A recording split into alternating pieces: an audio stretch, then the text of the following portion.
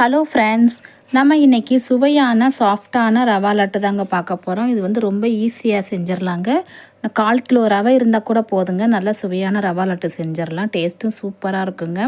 இது ஒரு வாரம் கூட வச்சு சாப்பிட்டுக்கலாம். குழந்தைங்களுக்கு ஸ்கூல் லீவ் விட்டாச்சு, இனிப்பாக ஏதாவது கேட்டாங்கன்னா இந்த மாதிரி செஞ்சு கொடுங்க, ரொம்ப டேஸ்ட்டாக இருக்குங்க. இப்போ வாங்க இது எப்படி செய்கிறதுன்ட்டு பார்க்கலாம். ஃபஸ்ட்டு ஒரு மிக்ஸி ஜார் எடுத்துக்கலாங்க. 1 கப்பு ஜீனி சேர்த்துக்கலாம். இதை நல்லா பொடிச்சிட்டு வந்துடலாம். இப்போ பாருங்கள், இந்தளவுக்கு நல்லா நெய்ஸாக இருக்கணுங்க. இப்போ பொடிச்சாச்சு, இது அப்படியே தனியாக இருக்கட்டும். இப்போ ஒரு கடாய் எடுத்துக்கலாங்க. இதில் கொஞ்சமாக நெய் சேர்த்தா போதுங்க, நெய் அதிகமாகலாம் தேவையில்லை, கொஞ்சமாக சேர்த்தா போதும். இதில் முந்திரி, திராட்சை இது ரெண்டையும் சேர்த்துட்டு நல்லா வறுத்துக்கலாம்.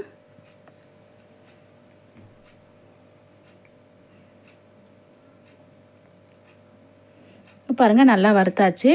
இப்போ நம்ம எந்த கப்பில் ஜீனி எடுத்தோமோ அதே கப்பில் 1 கப்பு ரவை, அதாவது இது 1/4 கிலோ ரவை எடுத்துக்கிறேங்க. 1/4 கிலோ ரவைக்கு 1/4 கிலோ ஜீனி சரி எடுத்தோம்னா கரெக்டாக இருக்குங்க. இதையும் சேர்த்துட்டு நல்லா வறுத்துக்கலாம். இது நல்லா வறுத்ததுக்கப்புறமா ஒரு 5 நிமிஷம் வறுத்துக்கலாங்க. வறுத்ததுக்கப்புறமா துருவின தேங்காய் ஒரு 1/2 கப்பு சேர்த்துக்கலாம். சேர்த்துட்டு நல்லா வறுத்துக்கலாங்க. 2 நிமிஷம் போல் வறுத்தா போதும்.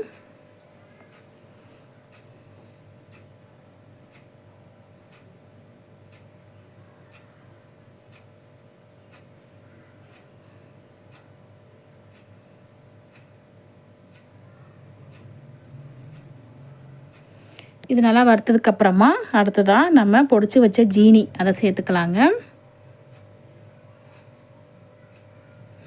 நல்லா கட்டிகள் இல்லாமல் இந்த ஜீனி, ரவை எல்லாத்தையும் நல்லா கலந்து விடலாம்.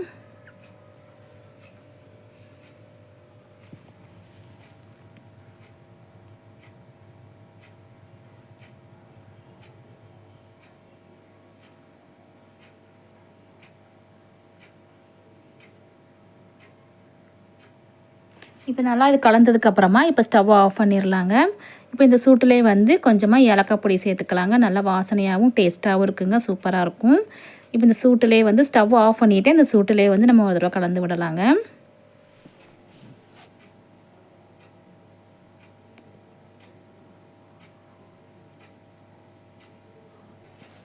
இப்போ வந்து காய்ச்சின ஆறின பால் கொஞ்சமாக சேர்த்துக்கலாங்க.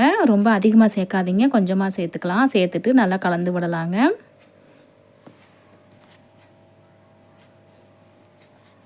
ரொம்பவே ஈஸியாக டக்குன்னு செஞ்சிடலாம்.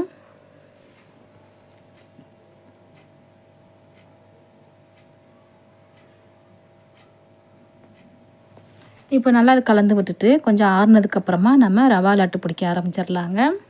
நான் வந்து பெரிய பெரிய உருண்டையாக தான் உருட்டியிருக்கிறேங்க. நீங்கள் சின்ன சின்ன உருண்டையாக உருட்டினீங்கன்னா இன்னுமே நல்லா நிறையா லட்டு கிடைக்கும். நான் பெரிய உருண்டையாக தாங்க உருட்டியிருக்கேன்.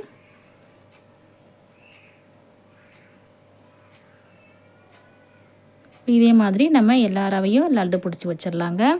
இது ஆறுனதுக்கப்புறம் பார்க்கலாங்க எப்படி இருக்கணும். நல்லா ஆறுனதுக்கப்புறம் தான் நல்லா சாஃப்டாக இருக்கும்.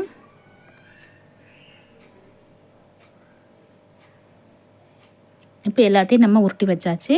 இப்போ ஆறுனதுக்கப்புறம் வாங்க பார்க்கலாம் எப்படி இருக்குன்னு பார்க்கலாம். பாருங்கள், சூப்பரான ரவா லட்டு ரெடி ஆயிடுச்சுங்க. ஓகே ஃப்ரெண்ட்ஸ், இந்த வீடியோ பிடிச்சிருந்துச்சுன்னா லைக் பண்ணுங்கள், கமெண்ட் பண்ணுங்கள், சப்ஸ்கிரைப் பண்ணுங்கள். தேங்க்யூ.